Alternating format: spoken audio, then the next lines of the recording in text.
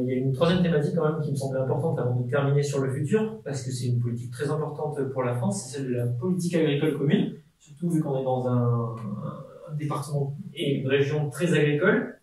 Donc je vais poser la question très simplement, c'est que donc la politique agricole commune, c'est un sujet de tension énorme entre les États européens, surtout entre la France, pour qui cette politique est importante, et puis les États à l'Est, pour qui elle représente moins de subventions et donc moins d'argent.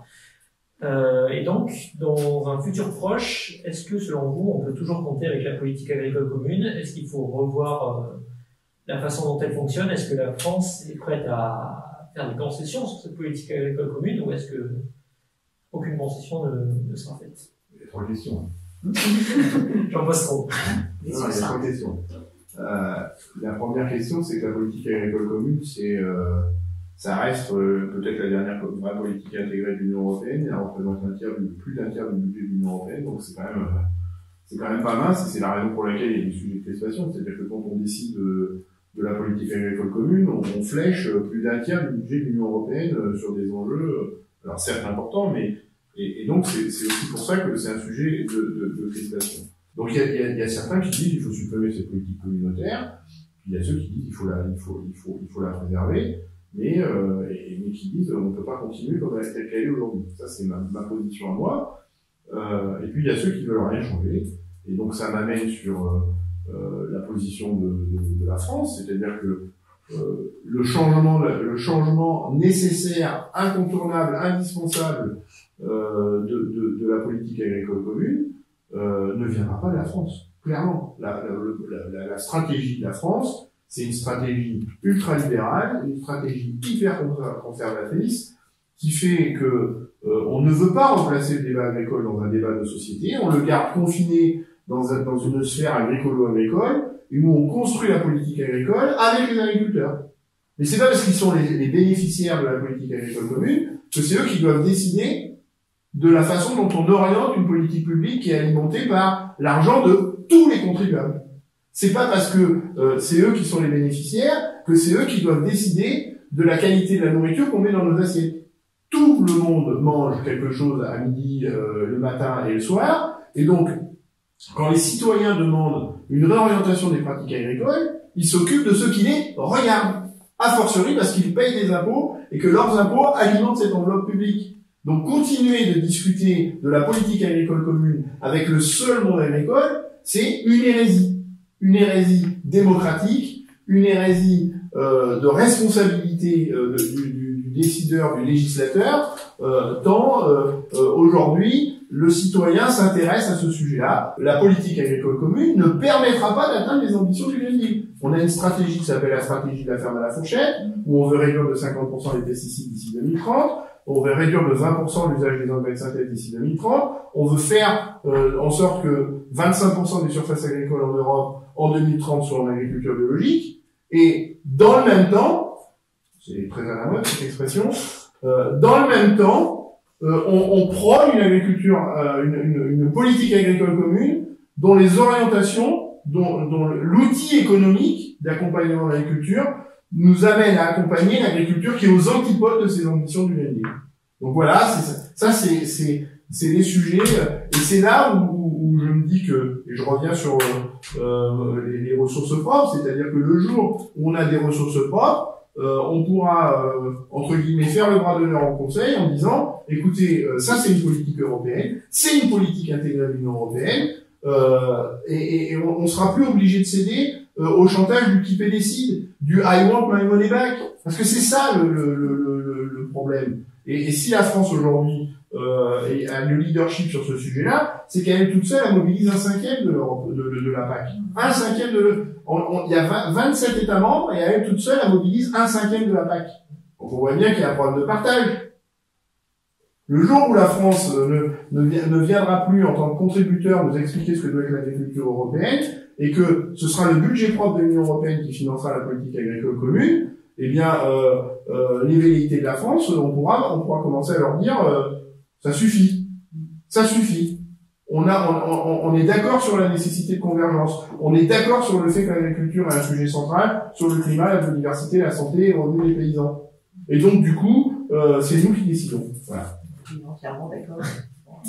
Cette vision des choses, parce que oui, nous bénéficions beaucoup d'argent dans le cadre de la PAC, et oui, on a du mal, pourtant, depuis des années, hein, dans le cadre de la PAC, on avait ce qu'on appelle une partie de l'enveloppe qui était dédiée au développement de l'agriculture biologique. C'est des années, hein, et on a toujours eu du mal à mettre en œuvre ce processus. Et c'est fort dommage, oui, parce que et aux grandes dames d'autres pays, parce que l'Allemagne, ça fait un moment qu'ils sont en grand désaccord avec nous, parce qu'ils sont d'abord un des plus gros contributeurs au budget européen, et que au passage, ils nous donnent énormément d'argent sur une agriculture avec laquelle ils ne sont pas d'accord. C'est ça aussi l'Europe. Donc oui, c'est pour ça qu'effectivement, quand on a envie de construire une Europe, quand on a envie de ce partage de cette compétence, de cette vision commune, quelque part, on ne peut être que fédéraliste, parce qu'on a envie qu'effectivement l'Europe ait un budget, son budget propre, ses ressources propres, qu'elle puisse avancer sans qu'on ait ce marchandage. Des fois, c'est du marchandage, hein. C'est du marchand de tapis entre les États qui disent, bah, moi, je veux ça, si t'es pas d'accord, etc. Enfin, donc, si vraiment on veut avoir cette vision commune d'avenir, on ne pourra passer que par un projet politique, sinon on aura toujours ces difficultés inhérentes à disparité d'un pays à l'autre. Et disparité d'un pays à l'autre. Voilà. Et pour être positif, par exemple, l'Autriche, dans la même PAC, a presque un tiers de ses surfaces aujourd'hui en agriculture biologique. Donc c'est bien la preuve que c'est possible. Et le constat est d'autant plus redoutable, c'est que cette Autriche qui a fait plus vert, c'est-à-dire qui a accompagné une agriculture plus verte, dont on peut imaginer tous les bienfaits sur la biodiversité, sur le climat, a aussi fait le constat également que le revenu des agriculteurs est supérieur. C'est-à-dire que ce vieux discours qui consiste à opposer économie, est complètement éculé. C'est-à-dire qu'aujourd'hui, ceux qui s'en sortent, c'est ceux qui font plus d'écologie. C'est-à-dire que c'est ceux qui font plus vert qui sortent du rouge. Et donc, c'est d'autant plus rageant quand on voit la situation des agriculteurs, qui sont pour certains en grave difficulté économique, que de vouloir s'acharner sur le modèle qui les maintient dans cette situation qui est pour certains insupportable. Je rappelle qu'un agriculteur en France se suicide chaque jour, alors que en adoptant une autre politique qui serait plus écologique, on les sort aussi de cette mauvaise ornière économique. Donc c'est la double peine. Et puis il y a une autre double peine, c'est que pendant qu'on distribue cette grosse enveloppe publique sans conditionnalité, on continue de perfuser le mauvais modèle agricole, on continue de perfuser économiquement le mauvais modèle agricole, et c'est pour rebondir sur les politiques liées à l'agriculture biologique. Toute cette enveloppe mobilisée pour perfuser économiquement le mauvais modèle agricole n'est plus une enveloppe disponible pour accompagner la transition et la mutation dont on a besoin. C'est-à-dire que le second pilier, je vais pas être trop technique, mais la partie qui sert à financer l'agriculture biologique est sanctuarisée. Et en sanctuarisant cette enveloppe, aujourd'hui on est autour de 9% en Europe des surfaces en agriculture biologique. Ça a été permis avec une enveloppe dont on connaît les contours. On sait qu'elle est au taquet, elle peut pas aller plus loin. Donc comment est-ce qu'on peut atteindre 25% avec une enveloppe qui reste la même? Si on n'amplifie pas l'enveloppe, c'est-à-dire l'enveloppe qui nous a permis d'atteindre les 9%, on va rester à 9%. Et l'atteinte des 25% exige qu'on mobilise l'enveloppe sauf qu'on préfère perfuser le mauvais modèle et donc se priver de redéploiement d'enveloppe publique pour atteindre les ambitions voilà. En plus, je crois qu'il faut qu'on prenne conscience, et il y avait un monsieur qui l'a dit, c'est monsieur Jacques Delors, qui était président de la Commission européenne, qui est un livre blanc, et qui disait qu'en plus, alors qu'on est en phase de transition, on sait que l'économie ne va pas aller très bien à la rentrée, on a tous ces emplois verts à créer, parce que l'agriculture biologique crée de l'emploi en plus. Dans la pêche, si on travaille sur l'économie bleue, ça crée de l'emploi. On sait qu'on va avoir des nouveaux métiers.